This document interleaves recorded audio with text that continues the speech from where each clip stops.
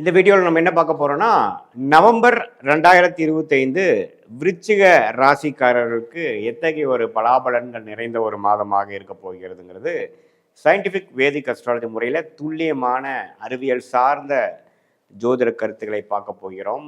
மிகைப்படுத்தாமல் மூடநம்பிக்கைக்குள்ளே போகாமல் உள்ளது உள்ளவாறு எப்படி நம்ம ஒளி தத்துவம் ஜோதிடத்தில் இந்திய வேத ஜோதிடத்தில் நம்மளுடைய கருமா செயல்பட போகிறதுங்கிறது அக்யூரேட்டாக துல்லியமாக நம்ம பார்க்க போகிறோம். விருச்சிக ராசிக்கு பாருங்க, ஆண்டு கிரகமாகிய குரு இதுவரை 8ஆம் இடத்தில் இருந்த குரு, அஷ்டமத்தில் இருந்த குரு 9ஆம் இடத்துக்கு அதிவகரமாக ராசிவையே பார்க்கறது அருமை.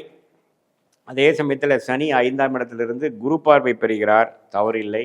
4ஆம் இடத்தில் ராகு இருக்கிறார், 10ஆம் இடத்தில் கேது இருக்கிறார். ஸோ தொழில் ரீதியான இடம் சார்ந்த விஷயத்தில் நிறைய ஆக்டிவிட்டி, இடத்தை விற்கிறதா, இடத்தை வாங்குறது, கொடுக்கறது, பண்ணுறதுங்கிறதெல்லாம் நிறையா போயிட்டு இருக்கக்கூடிய அமைப்பில் அந்த குருவின் பார்வையே ராசியில் விழுந்து அந்த ராசி அதிபதி ஆகிய செவ்வாயும் ராசியிலேயே இருக்கிறாருங்கிறது நம்ம அருமை. ஸோ பூமி மூலமாக, இடம் மூலமாக, ரியல் எஸ்டேட் மூலமாக ஒரு பெனிஃபிட் வரக்கூடிய அமைப்புகள் நன்றாக இருக்குது. அது மூலமாக சில பிரச்சனைகள் சால்வ் பண்ணிக்கக்கூடிய அமைப்புகள் விருச்சிக ராசிக்காரர்களுக்கு வருகிறது.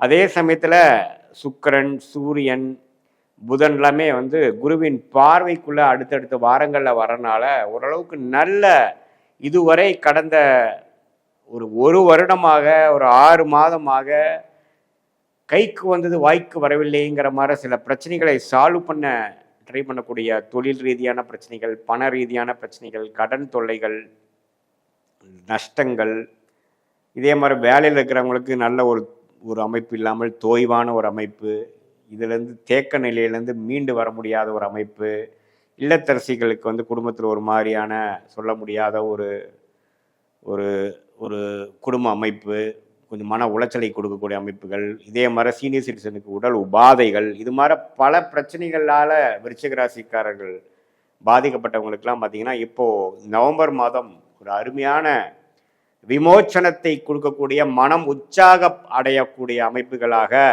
நடக்கக்கூடியது இருக்கு. ஏன்னா உச்ச குருவே அதிவக்ரமாக 8ஆம் இடத்துல இருந்தவர் 9ஆம் இடத்துக்கு ராசியை பார்ப்பது அருமை.